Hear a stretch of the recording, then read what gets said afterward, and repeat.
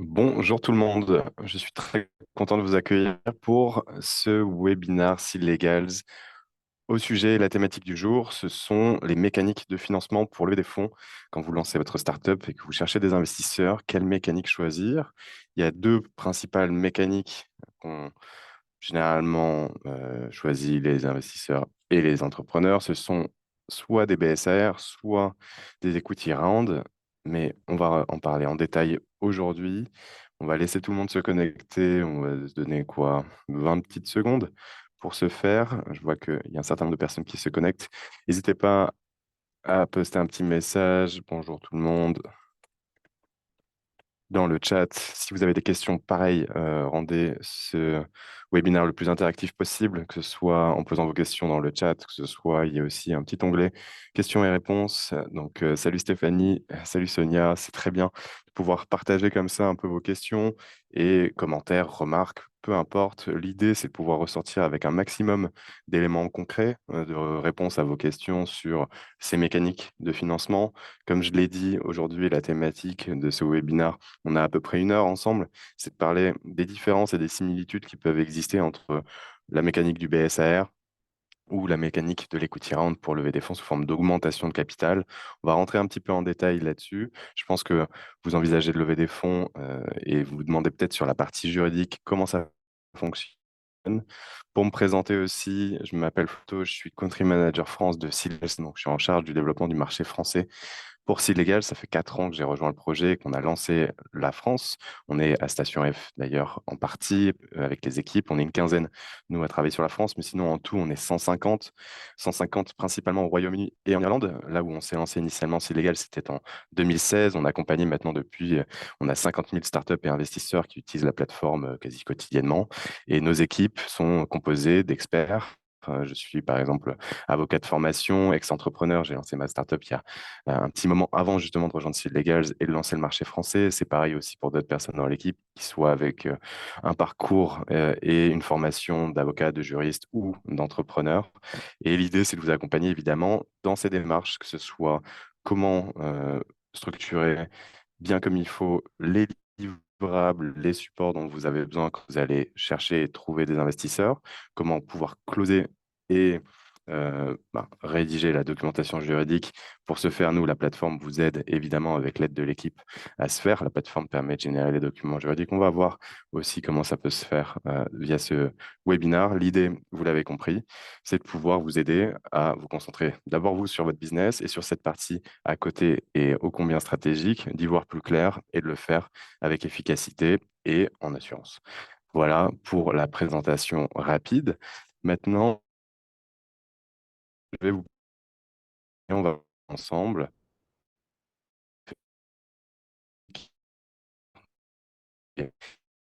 Mon pas. Vous allez voir apparaître la présentation type en de cette. Alors, sur le bon côté, ce que vous voyez, je vais faire hop,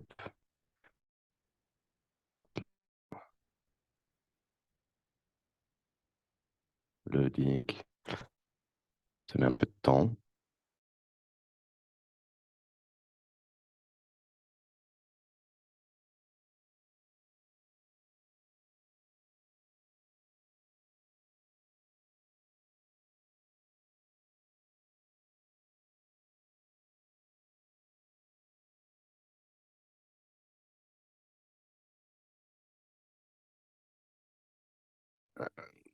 Merci, Sonia, de me prévenir que j'étais en mute, en plus d'avoir perdu ma connexion. Donc, c'est la première fois que ça arrive. C'est les aléas du direct. Mais j'étais en train de vous partager mon écran pour vous présenter le support. Ça, c'est aussi les bonheurs des coworking space avec Station F et le Wi-Fi instable. Mais si vous êtes à Station F, vous connaissez peut-être le sujet.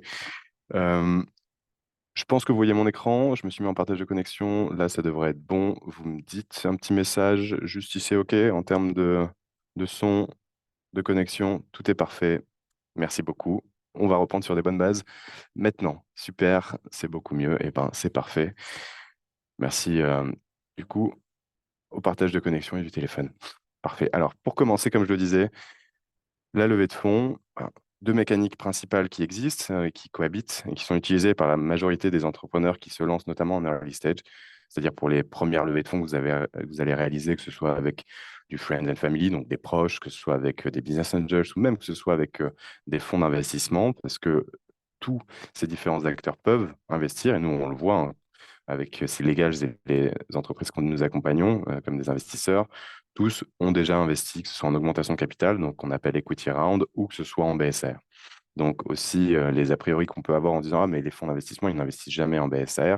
C'est vrai pour certains, mais c'est faux pour d'autres. On a vu, par exemple, que ce soit Kima Venture, que ce soit Newfond, que ce soit d'autres fonds d'investissement plutôt institutionnels investir en BSR. C'est juste une question d'opportunité. Pourquoi en investir en BSR plutôt qu'en augmentation capitale? Quelle mécanique choisir? C'est exactement ce dont on va parler ce matin ensemble. N'hésitez pas, comme je vous l'ai dit, hein, à poser vos questions. Les points qu'on va d'abord aborder, ça va être évidemment, on va contextualiser ça avec les mécaniques de financement au sens large, comment définir son besoin de financement, les notions essentielles également qu'il est bon de connaître quand on parle de levée de fonds et de financement, peu importe la forme, mais après, on va rentrer effectivement sur les différences qui existent entre les BSR et levée de fonds, mais il y a quand même des petites similitudes, on va aller voir. Et ensuite, il y a des ressources, mais avant d'aller sur la partie ressources, on va également faire une mise en pratique pour que ce soit quand même d'autant plus concret, où je vais vous partager le simulateur qu'on a, nous, chez Seed Legals, et pour avoir un cas sur une levée de fonds en fonction des montants levés, et on va en parler ensemble ce matin. Si on commence tout d'abord par le commencement, à savoir les différentes mécaniques de financement. Vous êtes au courant, vous le savez très probablement, qu'il existe différentes catégories de financement qu'on appelle le non dilutif et le dilutif. Et donc, on le voit ici, il y a une catégorie un peu intermédiaire, on va en parler là à l'instant. Mais si on commence d'abord sur le non dilutif et le dilutif. Non dilutif, c'est ce qui comprend tout ce qui n'a pas d'impact sur le capital, d'où la représentation ici avec ce camembert qui n'est pas touché, parce que le non dilutif, ça concerne uniquement votre capacité d'emprunt, donc de dette, ou alors, si ce n'est pas des emprunts, parce que des emprunts, vous pouvez du coup les avoir auprès de banques, établissements bancaires, mais quand vous êtes à un stade très très jeune en termes de maturité du projet, il est peut-être compliqué pour vous d'aller convaincre votre banquier de vous prêter de l'argent, parce que lui, il va vous dire, OK, c'est très bien, c'est intéressant votre projet, mais vous ne vous réalisez pas encore de chiffre d'affaires, donc quelles sont, moi, les garanties que vous m'offrez pour me convaincre que vous allez être en capacité de rembourser le prêt que je vous fais? Et donc, c'est principalement ça ce qui est du non dilutif. Évidemment, il y a d'autres mécaniques dans cette famille du non dilutif qui peuvent être des prêts d'honneur, donc c'est toujours sur une logique de dette ici, mais ça peut être aussi des subventions. Prenons l'exemple de celle qu'on connaît quasiment tous, c'est la bourse French Tech, qui permet, si vous avez déjà 15 000 euros de fonds de capitaux propres, c'est-à-dire dans le capital, mais on va en reparler, ça vous permet de pouvoir avoir et bénéficier par la BPI de 30 000 euros de subvention. Et quand on parle de subvention, là, il n'y a pas de logique de remboursement. Il faut juste présenter, c'est une aide qui est en l'occurrence là versée par BPI, donc par l'État, pour vous aider à initier votre projet. Donc, il y a évidemment, il y a des critères à respecter et des conditions à avoir, mais voilà, c'est assez classique de pouvoir obtenir cette première aide. Et donc ça, pourquoi on parle de non dilutif? Parce qu'en contrepartie, vous n'allez pas donner du capital. Donc, ces établissements qui sont soit des établissements bancaires ou qui sont d'autres organismes institutionnels qui vous prêtent de l'argent, qui vous subventionnent, en contrepartie, ne vont pas avoir du capital de la société. À l'inverse, donc, vous le comprenez, du dilutif. Et le dilutif, lui, c'est généralement, vous allez obtenir de l'argent, donc des financements, que ce soit de différents acteurs dont j'ai parlé tout à l'heure, qui sont soit des proches, des business angels, donc des investisseurs individuels, que ce soit des investisseurs plutôt institutionnels, type fonds d'investissement, type fonds d'investissement au sein de grosses structures qu'on appelle les corporate venture capitalists, donc les CVC. Il y a les family office aussi pour ces types d'acteurs. Bref, il y a tout une, euh, un réseau de profils différents qui peuvent investir. Mais là, la différence fondamentale, c'est qu'en contrepartie de l'investissement que eux réalisent, vous leur offrez, vous, une part du capital. D'où l'aspect de dilution et l'aspect dilutif. Et c'est ici sur quoi on va se concentrer, nous, ce matin, sur cette partie purement dilutive, avec les deux mécaniques dont on parlait, qui sont augmentation de capital et la mécanique du BSR. Donc, les deux mécaniques ici ont un impact en termes de dilution. La seule différence, et on en parlera aussi plus en détail, c'est que le BSR n'a pas un impact dilutif tout de suite, mais plus tard, alors que l'augmentation de capital, elle, a un impact dilutif tout de suite. Si on parle maintenant de cette catégorie intermédiaire, donc dilutif, non dilutif, là, on est sur ce qu'on appelle donc les quasi-fonds propres, mais surtout, là, ça emprunte soit au non-dilutif, soit au dilutif. Pourquoi? Prenons l'exemple du compte courant d'associé. Donc, vous le savez peut-être, quand vous créez votre société, souvent, vous allez d'abord créer votre société avec le capital social que vous allez définir. Donc là, pro tip, ce qu'on adore donner comme conseil ici, si vous n'avez pas encore créé votre structure, mettez un capital minimum de 1000 euros. Vous pouvez mettre un capital de 100 euros ou même de 1 euro, hein, parce qu'il n'y a pas de plancher pour des SAS, parce que c'est la forme sociale aussi que vous allez choisir si vous envisagez de vous financer auprès d'investisseurs qui rentreront au capital ou de partager votre capital avec des salariés, ce qu'on permet aussi de faire et vous accompagner avec Seed Legals. Typiquement, la forme sociale que vous allez choisir, ça ne sert à rien de réfléchir et tourner autour du pot et d'avoir un benchmark sur les différentes formes sociales en termes de structure de société. Ce sont les SAS que vous allez choisir. Plus flexible, plus simple.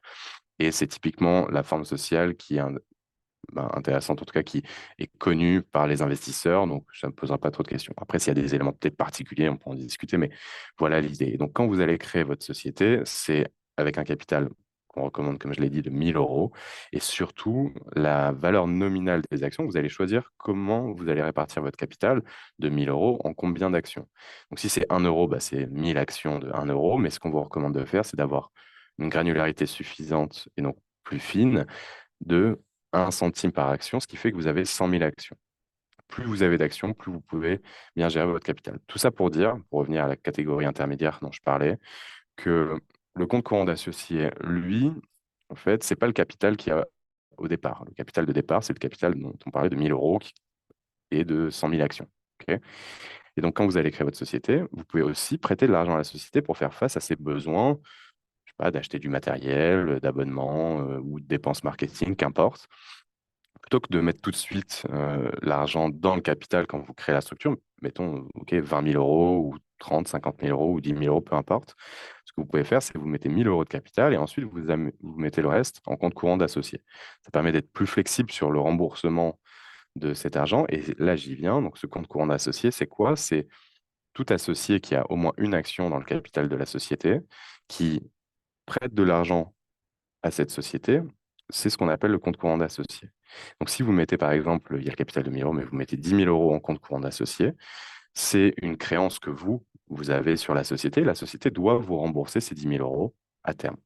Et donc, là, soit elle doit vous rembourser en cash, donc la société vous remboursera peut-être à l'occasion d'une prochaine levée de fonds, où vous avez un peu d'argent, etc. Vous vous remboursez ce compte courant d'associé, ou peut-être, ben, plutôt que de vous rembourser en argent en cash, en numéraire, c'est en convertissant ce compte courant associé en action, selon la valeur de l'action au moment de la conversion, ce qui fait que vous allez augmenter, vous, le pourcentage du capital que vous avez en convertissant cette créance en capital, plutôt qu'en remboursement en cash.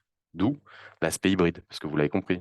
D'un côté, on peut emprunter le caractère dilutif avec une conversion du compte courant associé en action, ou du non dilutif en se faisant rembourser, et ce qui n'a pas d'impact sur le capital.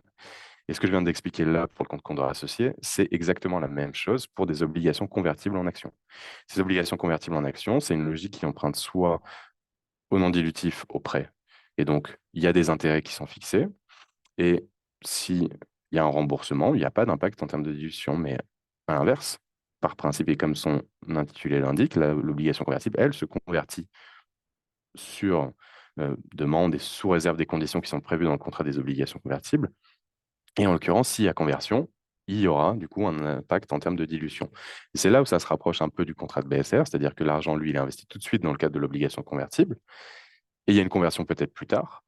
Sauf que la différence fondamentale entre l'obligation convertible et le contrat de BSR, c'est que le contrat de BSR, lui, un, n'a pas d'intérêt qui est appliqué, mais deux aussi, le contrat de BSR, lui, a vocation à se convertir uniquement et à pas être remboursé. C'est pour ça que le contrat de BSR, lui, est dans la catégorie dilutive, à la différence d'obligations convertibles qui, elle, peut emprunter soit à la catégorie dilutif, soit au non dilutif. Voilà l'idée. Ça, c'est quelque chose que vous devez avoir en tête. Pourquoi? Parce que quand vous définissez votre besoin de financement, mettons que vous voulez lever 500 000 euros. Si vous voulez lever 500 000 euros, ce que vous allez devoir aussi anticiper, c'est, OK, mais 500 000 euros, est-ce que c'est 500 000 euros uniquement sur la partie dilutive, donc equity ou contrat de BSR peut-être, ou est-ce que c'est 500 000 euros au global et dans lequel je peux avoir peut-être 300 000 euros auprès d'investisseurs privés et 200 000 euros auprès d'établissements bancaires. Et c'est souvent ce qu'on appelle l'effet de levier. Cet effet de levier, c'est quoi? C'est-à-dire que au début, les établissements bancaires seront un peu frileux de vous prêter de l'argent. Parce que c'est tôt, c'est risqué, et ce n'est pas tellement le rôle des établissements bancaires de prendre ce risque conséquent si vous n'avez pas de garantie, comme je l'ai expliqué au début, pour les rassurer que vous allez être en capacité de rembourser le prêt. Mais par contre, si vous avez des investisseurs qui croient en vous, qui investissent dans votre structure, donc sur la partie dilutive, des investisseurs privés qui vous financent, forcément, ça va rassurer les établissements bancaires, par exemple, et d'autres euh, établissements institutionnels qui pourront vous prêter de l'argent, que ce soit pour des subventions, des prêts ou autres. Et donc, c'est là ce qu'on appelle l'effet de levier, parce que le fait d'avoir des investisseurs privés qui vous mettent ces 300 000 euros vous permet ensuite potentiellement d'aller chercher, soit en prêt, en subvention et autres, 200 000 euros restants. Et donc là, on vient sur, OK, quand on lève 500 000 euros, par exemple, c'est notre besoin de financement initial pour notre tour de seed ou pré-seed, peu importe, comme on l'appelle, eh ben, on va diviser, on va ventiler ça entre ce qui relève du dilutif, ce qui relève du non dilutif. Et donc là, l'intérêt, c'est quoi? C'est de jouer avec les deux. Et évidemment, c'est complémentaire, parce que d'un côté, vous allez vous diluer, mais gérer un peu la partie dilution, parce que la dilution sera plus importante si vous faites 500 000 euros en dilutif que 300 000 euros avec 200 000 euros de non dilutif. Vous voyez l'idée. Donc toujours à avoir en tête aussi quand vous préparez votre besoin de financement sur ce qui pourrait se faire entre d'un côté le dilutif et le non dilutif, avec la complémentarité dont on a parlé. Ça, c'était la partie les mécanismes de financement. La deuxième partie, non pas la troisième, c'est aussi les notions essentielles par rapport à la levée de fonds. Donc là, de manière très rapide, évidemment, quand vous allez vous lancer, il y a des livrables à préparer. Les principales questions à se poser, c'est, OK, j'ai besoin de quoi? Vous allez avoir besoin, évidemment, de votre pitch deck. C'est quoi votre pitch deck? C'est le support qui permet de présenter votre projet, qui est relativement cadré. On a déjà, et d'ailleurs, sur C'est Légal, sur notre blog, bon, beaucoup de ressources sur ces aspects, mais vous pouvez aussi télécharger notre modèle de pitch deck, hein, ce qui vous donne un cadre intéressant. Vous pouvez évidemment le modifier, faire ce que vous voulez, mais l'idée, c'est de pouvoir toujours balayer. On a aussi une checklist qui est téléchargeable côté C'est Légal avec du contenu qui vous permet de savoir quels sont les points que je dois adresser nécessairement dans mon pitch deck. Et donc, ce pitch deck, il a vocation à vous aider en termes de support, déjà à susciter l'intérêt des investisseurs quand vous allez les contacter pour pouvoir investir dans votre projet et d'être convaincant. Mais ça aussi, donc c'est un support. Il y a différentes façons de le voir ce support-là, mais l'idée, c'est de pouvoir être convaincant et d'arriver à la fin, la dernière slide, sur je veux lever tant, avec mon besoin de financement qui était, mettons, de 500 000 euros, 300 000 euros en equity, 200 000 euros en non dilutif, très bien. Et ben voilà les conditions. Est-ce que c'est en BSR, est-ce que c'est en augmentation de capital? Ça, on va en parler. Ensuite, l'autre aspect, c'est évidemment de se dire, vous avez besoin de savoir quelle typologie d'investisseurs. Est-ce que vous allez chercher des investisseurs? Mettons, vous êtes pré-produit, vous êtes en train de travailler sur votre produit, mais il n'est pas encore lancé, il n'est pas encore commercialisé, donc vous êtes pré-revenu également. Est-ce que vous allez chercher des fonds d'investissement qui pourraient vous financer avec des tickets à hauteur de 500 000 ou 1 million d'euros? La réponse est non. Vous pouvez évidemment contacter des fonds d'investissement parce que eux, leur rôle aussi, c'est de pouvoir ben, sonder et pouvoir sourcer des projets prometteurs comme les vôtres, mais ce n'est pas eux, le profil de l'investisseur, qui va investir tout de suite à ce stade. Donc, qui est-ce qui va investir? Ce sera peut-être plutôt des investisseurs type business angels ou du friends and family, des proches, dans un premier temps. Et donc, il est important de savoir qui cibler, à quel moment, en fonction de votre maturité et de votre développement. Comment préparer son roadshow? Évidemment, il y a énormément de contenus qui sont disponibles, donc typiquement comme ceux qu'on propose avec C'est Légal, soit ce webinaire ou alors des contenus écrits sur notre blog ou des vidéos YouTube sur notre chaîne YouTube, mais il y en a partout aussi, hein. Donc, comment bien se préparer? Il faut avoir en tête qu'il faut euh, évidemment vous poser la bonne question de quand est-ce que vous allez lever des fonds. Parce que cette question aussi, elle va vous défocus, donc vous déconcentrer par rapport à quelque chose de fondamental et de central qui est votre business, testez vos utilisateurs, testez votre produit d'abord. Et donc, est-ce qu'il est bon de se dire, je vais aller lever des fonds? Forcément, il faut lever des fonds. Et vous, avant même de vous dire, il faut que j'ai un peu de traction, que ce soit en termes d'utilisateurs, de nombre de personnes inscrites sur mon site ou qui s'abonnent en fonction de votre modèle économique et de ce que vous proposez en termes de projet, que ce soit en termes de chiffre d'affaires peut-être, les premiers chiffres d'affaires, vous dire et partir bien en tête, il faut que je lève des fonds absolument, eh ben, il faut que ce soit cadré, il faut que ce soit réfléchi, il faut qu'il y ait une stratégie. Après, une fois qu'il y a cette stratégie qui est plus ou moins définie et suffisamment claire, il faut que vous mettiez en route une partie exécution fondamentale et très importante qui est, avec ces livrables, comment cibler les investisseurs et ensuite avoir une logique de roadshow sur comment contacter ces investisseurs.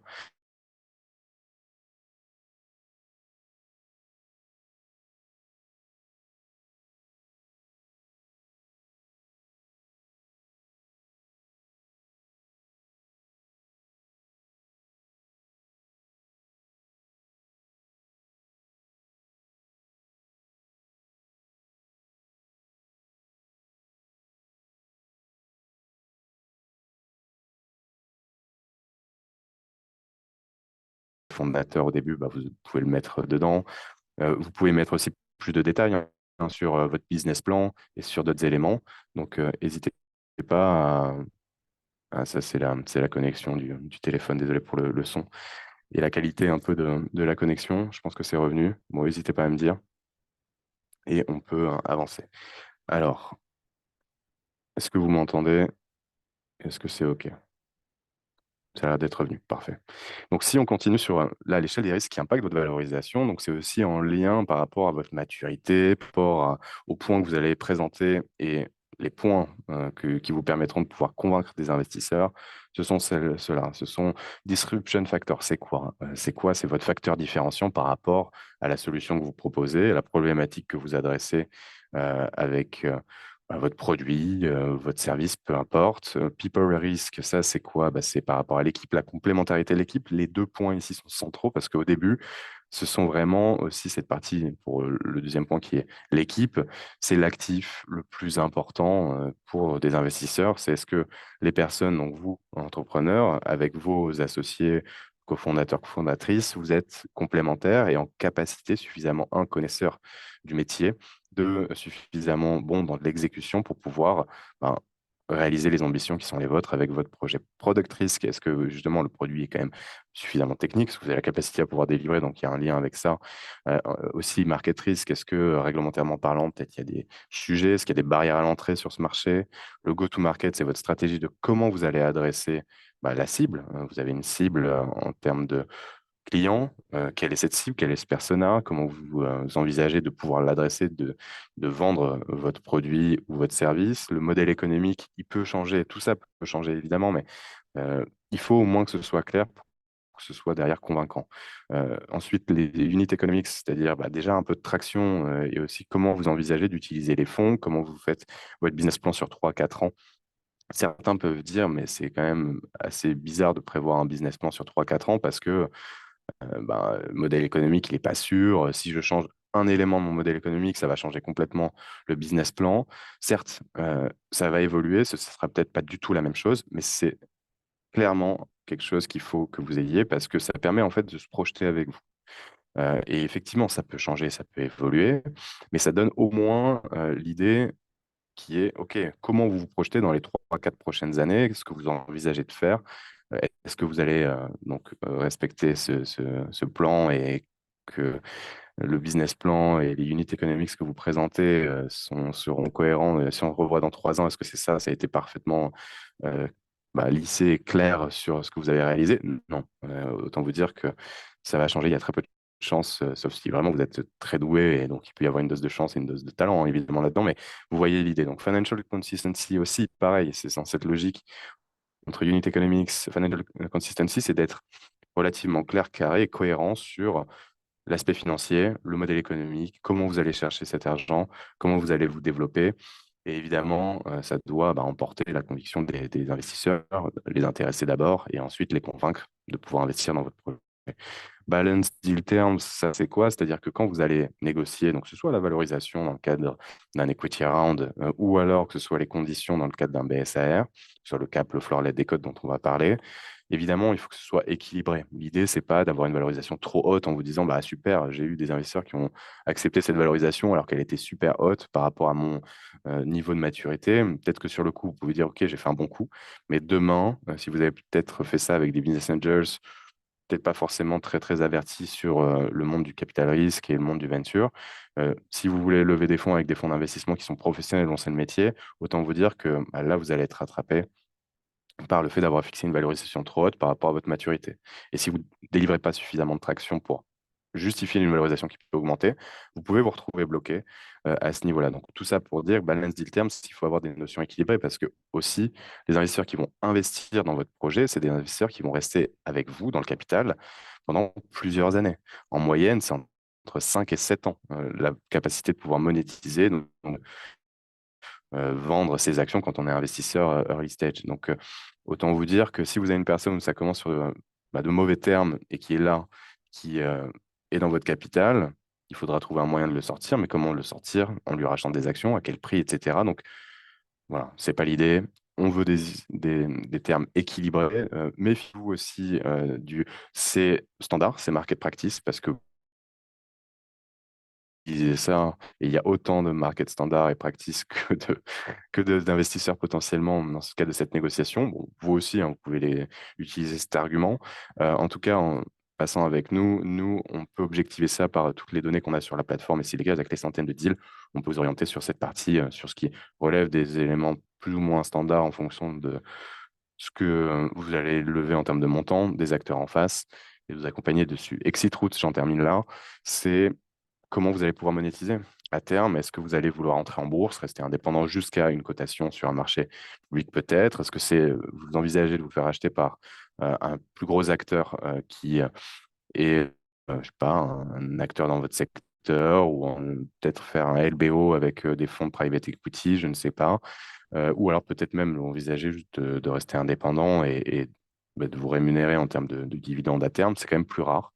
Et les investisseurs qui sont des investisseurs type angels ou fonds d'investissement, eux cherchent quand même les exits, c'est-à-dire revendre la société sous forme de M&A, de rachat, ou d'entrer en bourse à terme. Donc ça, c'est quand même quelque chose ici à avoir en tête. Est-ce que vous le mettez dans votre pitch deck? Peut-être pas, mais vous allez devoir aussi l'expliquer. Ce sont des questions qui sont assez courantes avec les investisseurs. Donc, ces éléments dont on a parlé, évidemment, c'est des éléments donc, en termes de notion de risque, parce qu'on parle de capital risque ici, c'est-à-dire que quand on investit dans une startup, on investit dans un actif financier. Ça, il faut l'avoir aussi en tête, c'est-à-dire que les investisseurs attendent un retour sur investissement, et donc forcément, ils veulent, eux, acheter à un prix relativement bas pour revendre à un prix beaucoup plus haut.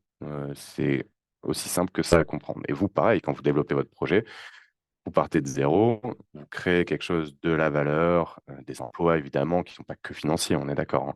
Mais sur la partie plutôt financière, vous créez donc cette valeur-là qui a vocation ensuite à pouvoir être monétisée dans le cadre d'un exit dont on parlait et à une valorisation la plus haute possible en fonction de ce que vous avez créé. Et donc on parle de valorisation ici. Donc la valorisation, évidemment, elle est centrale quand vous allez vouloir avoir des investisseurs privés qui vont investir dans votre société. Donc là, la notion de non dilutif est complètement centrale parce que la valorisation est en lien avec cette partie. Quand on parle de non dilutif, la valorisation a moins d'importance, clairement. C'est plus votre capacité de financement et votre capacité de remboursement avec la trésorerie, le cash flow que vous avez en banque. Mais concentrons-nous maintenant sur la partie dilutive. Donc la valorisation, comment on la fixe? Est-ce que vous avez un peu des idées sur la fixation de la valorisation? On applique des méthodes de valorisation. Vous pouvez mettre ça par le chat, hein, si vous avez des petites idées et que vous voulez partager. Donc, généralement, je vais vous donner des éléments. Oui, il y a des méthodes de valorisation. Il y a des différentes méthodes de valorisation pour savoir comment et combien vaut une société. Donc, ces méthodes de valorisation, il y a des éléments qui sont donnés. Donc, un multiplicateur d'ARR, nous dit Thibault. Effectivement, c'est quoi un multiplicateur d'ARR déjà? C'est quoi un ARR? L'ARR, c'est Annual Recurring Revenue. C'est-à-dire que quand on est avec un modèle économique de type abonnement, c'est de pouvoir, donc, c'est le chiffre d'affaires qu'on va réaliser, mais on parle de Annual Recurring Revenue. Pourquoi? Parce qu'on a un modèle d'abonnement, donc c'est des revenus récurrents. Donc ça peut être aussi du MRR, donc Monthly Recurring Revenue. On a l'ARR, donc qui est annuel. Et donc là, en fait, quand on est avec ce modèle économique donc de type logiciel, donc Généralement, c'est des SaaS, donc Software as a Service, en termes de modèle, de projet. Donc, c'est sous forme d'abonnement. On y applique un multiplicateur, c'est-à-dire un fois X. Donc, c'est-à-dire, si je fais, moi, par exemple, 1 million de chiffre d'affaires, donc ce qui est sous forme d'ARR, j'applique un multiple qui est peut-être un fois 5 ou un fois 10. Mais comment on applique ce x5, x10? Ça dépend de l'industrie dans laquelle vous êtes. Bon, généralement, en SaaS, on est plutôt aujourd'hui à des multiples qui ont largement baissé. Donc, la petite parenthèse, en 2021, on était sur des multiples qui pouvaient aller très haut. Et donc, ce qui aussi a pu être décrié sous forme de bulles de valorisation. Et ensuite, les valorisations sont tombées, comme vous le savez. Et donc, on était à des multiples qui ont pu atteindre x30, même voire x50 de l'ARR. Et donc, du chiffre d'affaires réalisé. Donc, si je fais 1 million d'ARR fois 50, ça fait 50 millions de valorisation pour la startup. C'était énorme. Aujourd'hui, donc, on est plutôt à des valorisations qui sont revenues à quelque chose de quand même plus cohérent d'un point de vue financier, d'un point de vue valorisation. Et donc, on est plutôt à hauteur de x5 à x10. Et ça se justifie aussi par rapport à la croissance. Et donc là, ce qu'on se donne en termes de multiplicateurs, donc, dont parlait Thibaut, c'est appelle aussi une approche par comparable, c'est-à-dire par rapport au marché, au multiple, c'est une méthodologie qui est applicable. C'est OK, dans tel secteur, on va comparer quel est le multiple en fonction aussi du niveau de croissance, donc soit par mois ou par an, du projet et de la startup. Et on va appliquer donc un multiple qui a négocié avec les investisseurs. Mais quand on est avec un projet qui, lui, génère pas encore de chiffre d'affaires, ou alors génère un chiffre d'affaires qui est assez modique ou symbolique, mettons, on fait 100 000 euros la première année, ce qui est déjà relativement bien, et 200 000 euros la deuxième, donc on a fait un fois deux, c'est cool. Mais est-ce qu'on va appliquer un multiple de cet ARR si on est avec un modèle de revenus récurrents? Pas vraiment, ça fait pas tellement sens. Parce que ce serait là, on serait OK, bah, c'est fois 50. On peut le justifier éventuellement avec les projections. Et c'est là où, si on fait du projection des revenus potentiels qu'on va générer, c'est ce qu'on appelle le discounted cash flow. Mais bon, ça, c'est basé, discounted cash flow, c'est une autre méthodologie de valorisation qu'on peut appliquer, qu'on peut mélanger, qu'on peut pondérer avec d'autres méthodologies aussi, évidemment. Le discounted cash flow, donc cette projection de revenus futurs, elle est basée sur votre propre spreadsheet et vos données à vous que vous avez rentrées dedans sur la trajectoire que vous faites. Et si on revient sur, ah ouais, mon modèle économique, à tout moment, il peut changer.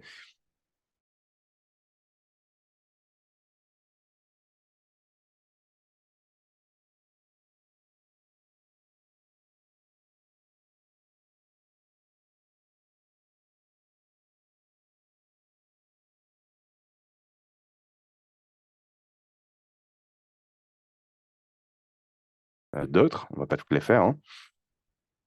Donc là, je pense que la connexion est un peu instable. On va attendre, mais ça va revenir. Donc les méthodologies, on ne va pas toutes les faire, mais celle qui est la plus adaptée quand vous êtes un projet assez jeune, c'est une valorisation qui est en fonction du montant investi et en fonction du pourcentage du capital que vous allez donner en contrepartie. Et ça, c'est une règle de 3 relativement simple à comprendre. On peut se dire, ouais, mais c'est quand même bon, bizarre de fixer ça. Mais il faut aussi se dire que la valorisation, il n'y a rien de scientifique. C'est le marché, c'est-à-dire s'il y a quelqu'un en face qui est prêt à payer le prix, donc les actions qui découlent de cette valorisation, c'est le prix du marché et c'est ça qui est la valorisation de la société. Mais en l'absence d'avoir eu déjà un événement, que ce soit une vente d'actions ou une augmentation de capital, on n'a pas encore de valorisation qui est fixée. Les méthodologies dont on parlait, c'est des méthodologies qui aident à objectiver la fixation de cette valorisation. Et si on prend donc la méthodologie la plus intéressante, donc là, on voit aussi en fonction des valorisations, ce qu'on vous donne ici, et ce qu'on voyait avec ce graphe, c'est un peu un référentiel des idées sur des valorisations en fonction du montant, enfin, en fonction de la maturité de votre projet. Que ce soit il y a un concept avant de générer des revenus, prototype, lancement. Voilà, on vous donne quelques éléments, mais c'est des éléments de référence et ça ne veut pas dire que c'est la valorisation qui sera celle de votre startup. Comment on va fixer cette valorisation? Justement, ce qui va le mieux aider la fixation de votre valorisation, c'est de se dire quel est le pourcentage du capital que vous allez donner en contrepartie de l'investissement réalisé par les investisseurs. On reprend notre exemple, c'était 500 000 euros, mais on met de côté 200 000 euros qui seront l'effet de levier avec le non dilutif. Ok. Donc 300 000 euros contre 10% du capital. Ça nous donne combien en termes de valorisation? C'est une règle de 3 et vous allez vous transformer en évaluateur, évaluatrice ce matin. Donc, 300 000 euros contre 10% du capital. Combien ça nous donne? Je vais répondre, ça nous donne 3 millions d'euros. Parce que si 10% du capital de la société vaut 300 000 euros, et ben 100% de la société, c'est 10 fois 10%, donc 10 fois 300 000 euros, ça nous donne 3 millions d'euros. Mais ça, c'est ce qu'on appelle la valorisation post-monnaie, c'est-à-dire qui comprend aussi le montant investi, les 300 000 euros, par les investisseurs. Donc, quelle est la valeur donc, sur la base de laquelle on va définir le prix par action? C'est la valorisation dite pré-monnaie. Et comment on calcule la valorisation pré-monnaie? C'est relativement simple, hein. On prend le post-monnaie, auquel on enlève, on soustrait le montant investi des 300 000 euros. Donc, dans notre exemple, si on dit c'est 300 000 euros contre 10% de la société, ça fait 3 millions d'euros. Mais la valorisation pré-monnaie, donc post-monnaie, c'est 3 millions. La valorisation pré-monnaie, c'est 2,7 millions, 3 millions moins les 300 000 euros investis. Voilà, on a fixé la valorisation pré-monnaie de la société. 2,7 millions. Mais est-ce que 2,7 millions, c'est peut-être pas un peu trop élevé, hein, si on revoit un peu notre référentiel ici, on est quand même plutôt dans une logique quasiment de croissance où on génère pas mal de revenus, hein. Donc, si on est pré-produit, comme on se l'est dit aussi, et pré-revenu, ça peut se défendre, ça peut être négocié, mais il faut faire attention à ne pas être trop cupide, trop avare, trop greedy pour aller chercher de la valorisation la plus haute parce qu'on peut être bloqué derrière avec un prochain tour. Vous voyez l'idée, si vous voulez lever, mettons, 1 million d'euros, généralement, 1 million d'euros en seed, on le voit en termes de pourcentage du capital qui est donné, c'est aux alentours de 25%, à peu près, entre 20 et 25%. Donc, si on prend 25% comme exemple, ça va nous donner combien en termes de valorisation contre 1 million d'euros de capital investi? 1 million d'euros, on fait pareil. 25% pour faire 100%, c'est 1 fois 4. Donc, 4 fois 1 million d'euros, c'est 4 millions d'euros. Ça, c'est le post-monnaie. Donc, le pré-monnaie, c'est combien? Le pré-monnaie, c'est 4 millions moins 1 million d'euros investis. Donc, 3 millions d'euros, c'est la valorisation pré-monnaie. Et donc, cette valorisation pré-monnaie-là, bah, vous voyez que vous levez 1 million d'euros. Vous avez du coup de l'attraction, des revenus, de la croissance. Euh, alors que quand vous avez là levé donc 300 000 euros contre 10%, vous êtes à 2,7 millions. Donc, on voit qu'il y a 300 000 euros de différence entre les deux. Donc, est-ce que c'est cohérent en se projetant? Bah, déjà, il faut arriver à convaincre des investisseurs qui seraient prêts à investir sur cette base de valorisation.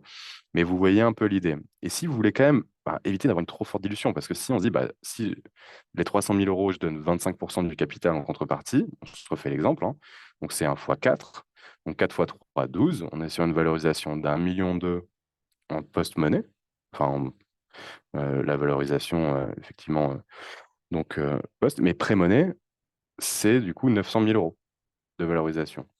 Je regardais un peu notre référentiel, comme on se l'a dit tout à l'heure, 900 000 euros, ok, ouais, on est un peu phase de lancement, quoi, on est par là. Et est-ce que c'est cohérent? Mais on n'a pas envie de lâcher peut-être 25% du capital tout de suite.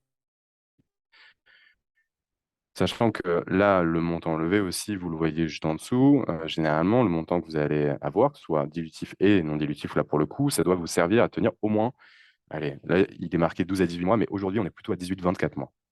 Donc aujourd'hui, le montant que vous allez lever, il vaut mieux que ce soit pour 18-24 mois plutôt que 12 à 18. Mais vous voyez l'idée, c'est avant de pouvoir relever des fonds ou à peut-être atteindre une certaine rentabilité, mais à ce niveau-là, c'est quand même plus rare. Et donc, en fait, il y a le BSR, qui est aussi une mécanique alternative à la fixation de cette valorisation et qui peut vous aider à lever des fonds avec quand même une flexibilité, un avantage plus concret, en tout cas plus intéressant que la levée de fonds avec fixation de la valorisation. Pourquoi? Parce que, en fait, le contrat de BSR, déjà, c'est un contrat qui existe depuis plus d'une dizaine d'années en France, hein. Ça a été importé en 2016 pour le contexte. C'est quelque chose qui existe depuis encore plus longtemps aux États-Unis. Ça a été notamment inventé par Y Combinator, donc l'accélérateur. Et c'est aux États-Unis le SAFE, Simple Agreement for Future Equity. Et en France, c'est la traduction locale et juridique qui s'appelle le BSR. bons de souscription d'actions par accord d'investissement rapide. Et l'idée ici, c'est de se dire, mais quand tu finances un projet qui est très jeune, où il ne fait pas tellement sens de fixer une valo tout de suite, et ben en fait, on va pas la fixer avec le BSR. Et aussi, ce qu'on va faire, c'est qu'on va permettre de quand même financer ces projets, mais on va donner en contrepartie à ces investisseurs une prime de risque, entre guillemets, donc quelque chose qui récompense le risque qu'ils prennent en finançant le projet de manière plus tôt. Et aussi, l'autre avantage principal que peut offrir un BSR, c'est que les investisseurs peuvent financer le projet en rentrant au fil de l'eau. Parce qu'ils ne rentrent pas au capital tout de suite, ils vont rentrer plus tard et on va le voir. Alors que quand vous faites une levée de fonds sous forme d'augmentation de capital en fixant vos valorisations, vous avez tout le processus qui est juridique, demande à faire rentrer tout le monde au même moment. Et donc, vous devez, si vous avez 300 000 euros, attendre que tout le monde soit prêt et que vous ayez tous les investisseurs qui aient manifesté leur intérêt d'investir, signer la lettre d'intention, pour ensuite réaliser l'opération d'augmentation de capital et toucher les fonds. Les fonds, en plus, ils sont versés sur un compte d'augmentation de capital, là où le BSR, ils sont versés directement sur le compte de la société. Donc, il y a une flexibilité évidente avec le contrat de BSR, mais évidemment, il y a aussi des inconvénients. Par exemple, pour les investisseurs, ils ne sont pas tout de suite dans le capital, ils rentreront plus tard. Euh, ils n'ont pas signé de pacte d'associés tout de suite. Ils seront dépendants, donc forcément, d'une valorisation qui sera fixée plus tard, on va le voir. Mais peu importe, c'est en fonction de vous ce qui est intéressant en termes de levée de fonds et de mécanique. Et donc là, on rentre sur la partie quand même plus juridique et plus technique sur pourquoi un BSR plutôt qu'une augmentation de capital. On va le voir encore un peu plus en détail. Déjà, avant de rentrer dans ce détail, c'est le BSR offre les avantages dont je parlais, qui sont d'abord la décote. C'est justement une récompense du risque que l'investisseur BSR prend en investissant de manière plus précoce dans le projet, plutôt, et un des premiers. Ça permet de pouvoir rentrer au capital, parce que l'investisseur BSR va rentrer au capital, comme on se l'a dit tout à l'heure. Forcément, il y aura une conversion du BSR. Il ne sera pas remboursé, lui, contrairement à l'obligation convertible. Donc, il va rentrer au capital, mais sur la base de quelle valorisation? Il faudra que la valorisation soit fixée. Et elle sera fixée lors d'un prochain tour. Donc ça, c'est la première possibilité. Donc, conversion d'un contrat de BSR lors d'un prochain tour qui déclenche la conversion. Et donc, cette décote va s'appliquer à la valorisation qui sera mise lors du prochain tour. Et donc, elle peut être de 10 ou 20%. C'est assez courant que ce soit 20% quand le projet est quand même assez jeune et que ce sont les premiers investisseurs, voire même un peu plus, 25% par exemple. Là où, euh, s'il n'y a pas de prochain tour de financement, bah là, il n'y a pas de décote qui s'applique, mais il y a du coup une conversion avec l'arrivée de ce qu'on appelle la date butoir, qui est généralement de 18 à 24 mois, ce qui fait référence à votre capacité de cash flow et de trésorerie de 18 à 24 mois dont on parlait juste avant. Les autres conditions, c'est également le cap et le floor. Donc, très souvent, il y a une triptyque dans le contrat de BSR en termes de conditions. C'est le cap, c'est la valorisation maximale à laquelle convertira le contrat de BSR. Même si la valorisation s'envole lors du prochain tour, l'investisseur, lui, est assuré de rentrer à une valorisation maximale de temps. Pareil, il y a le floor, qui est par effet miroir la valorisation L planchée, c'est-à-dire à l'inverse, c'est la valorisation minimale à laquelle pourra convertir le contrat de BSR. Donc, vous l'avez compris, le contrat de BSR, lui, il s'insère dans une logique qui est je finance mon projet de manière flexible au début pour amorcer l'attraction, les développements de mon projet, en faisant rentrer peut-être au fil de l'eau ces investisseurs, en vue d'un prochain tour plus structurant à l'occasion de l'entrée peut-être d'un fonds d'investissement et d'un montant investi plus conséquent. Et donc là, en fait, on ne fixe pas la valorisation généralement avec le contrat de BSR, quand bien même il est aussi possible de prévoir plutôt cap, floor, décote, prévoir une valeur fixe.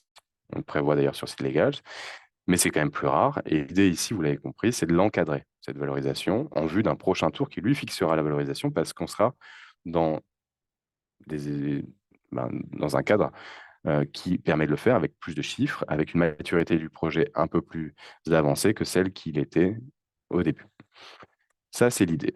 Et donc, les différences et les similitudes qui existent entre l'une et l'autre mécanique, la valorisation, vous l'avez compris, elle est encadrée, mais elle est différée, elle n'est pas fixée tout de suite dans le cadre d'un BSR, alors qu'elle est immédiate avec l'augmentation de capital d'une levée de fonds classique.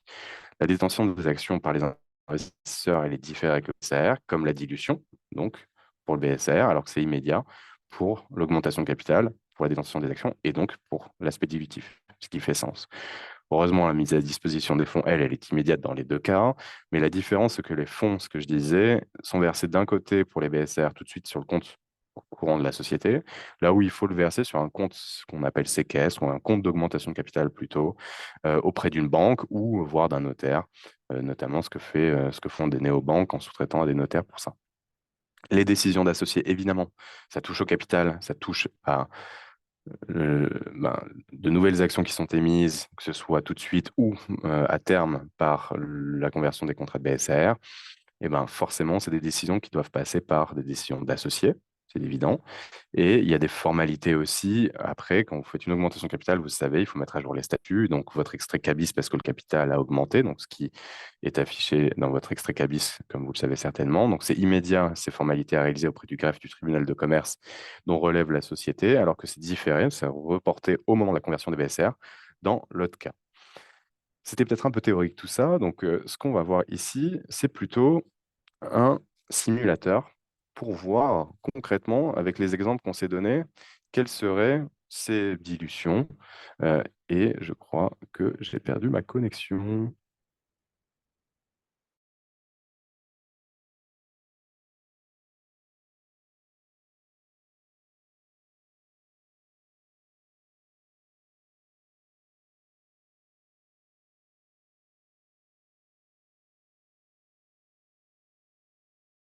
Désolé pour ces petites pertes de connexion. Est-ce que vous m'entendez?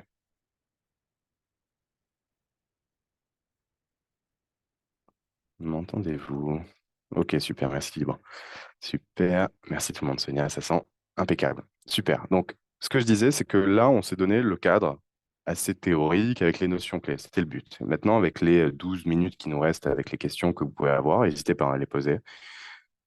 On va voir ce simulateur. Donc, ça, c'est le simulateur légal, ce qu'on utilise. On le mettra d'ailleurs, je pense, à disposition d'ici quelques semaines pour que vous puissiez l'utiliser. Donc, on vous tiendra au courant. Donc, ce simulateur ici, il vous permet de pouvoir anticiper quelle est la dilution avec des BSR qui rentreraient au capital aujourd'hui avec des investisseurs. Parce qu'il faut toujours être au clair sur les conditions que vous avez, mais aussi et surtout, OK, mais si on se projette soit lors du prochain tour, soit à l'arrivée de la date butoir, je me retrouve avec quelle dilution et quel pourcentage du capital et répartition entre mes associés, moi et ces investisseurs, évidemment. Ça doit être très clair de votre côté, que ce soit en passant par nous, évidemment, ça l'est, mais si vous passez, vous êtes accompagné avec d'autres acteurs, c'est très bien aussi, il faut être bien accompagné, mais il faut aussi vraiment avoir ça et demander ce type d'outils vous permettant que ce soit clair. Maintenant que j'ai dit ça, comment on va regarder ce simulateur? D'abord, on va mettre le capital social. Vous vous souvenez, ça reprend ce qu'on s'est dit au tout début. On va créer un capital de 1000 euros, une société avec un capital de 1000 euros. 1000 euros, donc, qu'on divise en 100 000 actions, des actions qui valent 1 centime. Comme ça, on a une bonne granularité dans le capital. On va le voir ici parce que, prenons cet exemple, si en fait c'était, mettons, 10 euros par action. Bah, vous voyez ici, 10 euros par action, ça veut dire qu'on a 100 actions. Mais si demain, on fait une levée de fonds d'1 million d'euros, ici, une valeur pré-monnaie de 4 millions d'euros, et ben, le prix par action, c'est 40 000 euros. Vous voyez l'idée? Et donc, s'il y en a une personne qui veut mettre, elle, 10 000 euros, ben, elle ne peut pas.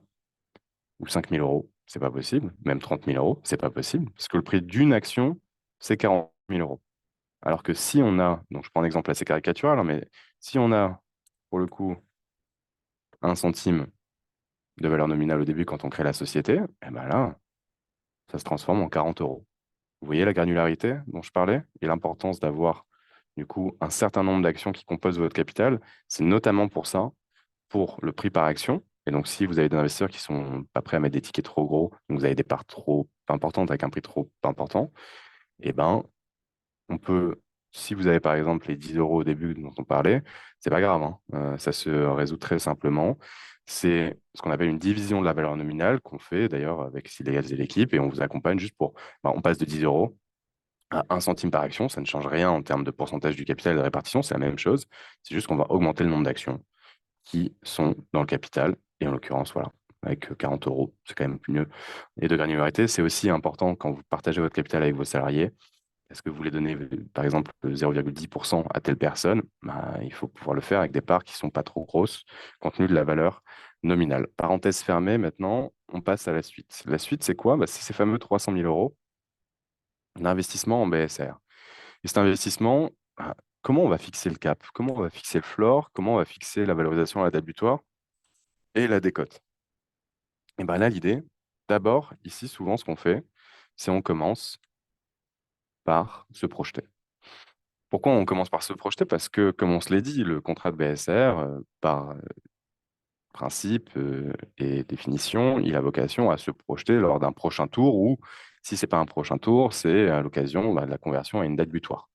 Donc ici, c'est dans le cadre de la conversion lors d'un prochain tour. Ici, c'est dans le cadre de la conversion à la date butoir, c'est-à-dire sans nouveaux investisseurs qui rentrent et qui déclenchent la conversion des BSR. Donc là, typiquement, ça fait quoi? Ça veut dire que ici, comment on fixe le cap, floor et décote, ainsi que la date butoir? Comme je l'ai dit, on se projette. On se projette, mais donc on va se dire quoi? On va se dire, lors du prochain tour, on envisage de lever combien? Peut-être on envisage de lever 1 million d'euros. Et on se dit, bah, si on négocie bien, peut-être que c'est 20% du capital qu'on donnera en contrepartie. Ok, très bien, parfait. Et ben donc ça nous donne 4 millions d'euros pré-monnaie. Pourquoi? Bah parce que, on se refait l'exemple qu'on s'est donné tout à l'heure, c'était contre 25%. Mais là, si c'est 20%, bah 20%, 100%, c'est 20%, c'est 5 fois 20%. Donc 5 fois 1 million d'euros, ça fait 5 millions d'euros. On a le post-monnaie. Et le pré-monnaie, c'est quoi? Bah, c'est 5 millions d'euros moins 1 million d'euros, c'est 4. Voilà. Et donc ça, on peut se dire, OK, si c'est ça ce qu'on envisage de lever, est-ce que ce sera le cas ou pas? Peu importe, c'est la projection. Et après, on peut de toute façon aviser. Et si on se dit, mais finalement, c'est 2 millions d'euros, eh ben, on peut se dire 2 millions d'euros contre, mettons, 6 millions d'euros de valorisation pré-monnaie, par exemple. On va voir ce que ça donne dans les deux cas. Mais au moins, ça nous donne ici une référence sur quel sera le cap, par exemple. Est-ce qu'on veut dire, bah, ici, on va mettre 4 millions d'euros en termes de cap? C'est-à-dire, c'est la valorisation maximale à laquelle convertiront les investisseurs BSR. Le floor, généralement, donc c'est la valorisation minimale, on va le mettre assez bas. On va le mettre, par exemple, à 1 million d'euros, ici. OK? La date butoir, ben, on va se dire, il y a trois possibilités ici. Généralement, pour les entrepreneurs, pour vous, par exemple, c'est de se dire, on va coller au cap. Pourquoi? Bah, parce que c'est si je convertis pas lors d'un prochain tour, c'est que j'ai généré suffisamment d'argent avec mon développement. D'ailleurs, c'est peut-être le cas, ce qu'on envisage de faire. On ne sait pas encore si on veut lever derrière. Donc, on mettrait plutôt, bah, si on atteint les 18 ou 24 mois sans lever de fonds entre-temps, bah, c'est 4 millions d'euros la valorisation cap qui jouera. Ou l'investisseur, ça c'est la première hypothèse, mais l'investisseur, lui, il va dire non, non, moi, c'est plutôt l'inverse. C'est-à-dire que si toi, vous n'arrivez pas à lever des fonds à d'ici 18-24 mois, d'après ton business plan, tu envisages quand même de lever des fonds, tu as besoin de capitaux pour te développer. Donc, si tu ne lèves pas, d'ici là, que ça ne déclenche pas la conversion, c'est plutôt que bah, tu n'as pas réussi à le faire et donc c'est pas bon signe. Donc, moi, je rentrerais plutôt au floor. OK. Mais vous, vous dites, ouais, mais si tu rentres au floor, si on met là le floor, 300 000 euros sur une valorisation d'1 million d'euros, on voit ici à la date butoir, on va lâcher quand même un pourcentage du capital conséquent. Bon, certes, il n'y a pas d'autres investisseurs qui rentrent là non plus, mais bon, quand même, ça nous donne plus de 20% du capital. OK. Donc, vous n'êtes pas d'accord. Et ben, si l'investisseur n'est pas d'accord pour le cap, vous n'êtes pas d'accord pour le floor, bah, peut-être qu'on va se mettre une valorisation intermédiaire de 2 millions d'euros. Et en l'occurrence, là, bah, si c'est le cas, ce serait 13% qui serait donné en contrepartie des 300 000 euros à la conversion à la date butoir, c'est-à-dire sans prochain tour de financement. Vous voyez l'idée. Si on prend la décote maintenant, la décote, bah, généralement, comme on se l'est dit, c'est plutôt 20%, 20 à 25%, si ce sont les premiers investisseurs qui investissent tout de suite. Mais vous pouvez jouer aussi là-dessus, hein. Vous pouvez dire, par exemple, pour les 150 premiers milliers d'euros investis, c'est 25%, et pour le reste, c'est 15%. Vous pouvez dire aussi, toute personne qui met un ticket de plus de 50 000 euros bénéficie d'une décote de 20%. Tous ceux qui mettent au-dessus de 100 000 euros, c'est 25%, etc. Vous voyez l'idée. Donc, vous pouvez jouer avec ça. Donc, une fois qu'on s'est fixé ces éléments, bah, vous voyez comment ça fonctionne. Donc, on l'a compris lors de l'arrivée de la date butoir, en l'absence de tour de financement. Mais s'il y a un tour de financement, ce qui est quand même le cas le plus, euh, ouais, enfin, en tout cas le plus courant, voilà, je trouve mon mot. Ici, ça va nous donner quoi? Et ben en fait, là, on va regarder la valorisation. Parce que la conversion va se baser sur cette valorisation de référence lors du prochain tour. Et donc ici, c'est quoi? C'est 4 millions d'euros. Donc 4 millions d'euros, bah, on va appliquer la décote. Pourquoi on va appliquer la décote? Parce que on est entre, donc là, on touche la valorisation cap, mais En appliquant la décote, on se trouve entre le cap et le floor. Pourquoi? Parce que c'est 3 millions 2. 20% de 4 millions, ça nous donne 3 millions 2. Et donc, les investisseurs BSR, ils rentrent à une valorisation de 3 millions 2, ce qui donne un prix par action de 32 euros versus un prix par action de 40 euros. Et si, en fait, vous avez surperformé, c'est 2 millions d'euros, comme on se disait tout à l'heure, qui va être investi sur une valorisation, là, mettons, de 6 millions d'euros pré-monnaie, toujours pré-monnaie. Et bien là, on voit que 6 millions d'euros en appliquant 20%, on tombe sur 4 millions 8 avec la décote. Sauf que 4 millions 8, c'est au-dessus du cap. Et donc, si c'est au-dessus du cap, eh ben, c'est le cap qui va jouer parce que c'est 4 millions, la valorisation maximale à laquelle pourront convertir les BSR. Mais vous voyez ici la traduction en termes de pourcentage. Ben, d'un côté, on a 7% si c'est valorisation de 3 millions de décote, alors que ici, on est plutôt sur une valorisation, enfin sur un pourcentage de 5,3. Donc ils ont moins de capital, alors qu'ils ont quand même une décote plus importante, entre guillemets, de 4 millions à 4 millions 8, quasiment similaire. Enfin, plutôt de 4 millions à 6 millions ici. Et donc, ce qu'on peut se dire sur ces éléments, c'est toujours bien comprendre comment on fixe, comme on vient de se le dire, ces conditions. Anticiper toujours quelle est la dilution, ici, en termes de capital et de répartition. On n'a même pas parlé non plus de tout ce qui est option, hein, parce que réserver le capital à des salariés, c'est assez courant, et on le fait d'ailleurs, et on le voit, et on vous aide à bien comprendre comment et à les mettre en place, ces mécaniques d'intéressement au capital qui sont les BSPCE ou les BSA. Et donc là, j'ai fait la version simple, mais il peut y avoir des éléments un peu plus complexes sur, en plus, il y a des BSPCE et des options à prendre en compte. Mais en tout cas, j'espère que c'était clair pour vous, que ça a pu vous éclairer sur les deux mécaniques qui sont le BSR et l'augmentation de capital. Est-ce que vous avez des questions pour moi? Merci Thibaut pour le simulateur. Effectivement, je disais, ça, on l'a retravaillé, on le mettra à disposition, donc on vous tiendra au courant là-dessus pour que vous puissiez le télécharger, vous l'approprier dans pas trop longtemps. Alors, est-ce que vous avez des questions? Sinon, le moins de questions que vous pouvez avoir, vous n'hésitez pas à nous contacter. Vous avez sur notre site la possibilité de pouvoir réserver un créneau avec nos experts. Ils sauront vous expliquer à la fois comment on peut vous aider sur la partie peut-être moins juridique, mais plus stratégique de votre roadshow, comment faire votre pitch deck, donc travailler sur le pitch deck, travailler sur aussi votre forecast, le business plan. Ensuite, la mise en place de tous les éléments juridiques, notamment ceux dont on a parlé aujourd'hui. Donc, n'hésitez pas sur notre chaîne YouTube aussi, on a plein de vidéos, très cool. En tout cas, que c'est pu être intéressant. Et si vous avez le support, évidemment, ouais, on pourra vous le faire passer, le support, vous le recevrez certainement. Donc déjà, vous avez le replay qui vous sera envoyé ou que vous pourrez retrouver sur notre blog. Désolé pour les petits problèmes de connexion, mais j'espère que c'était clair. Je vous souhaite une très bonne journée à tous et à bientôt. Salut!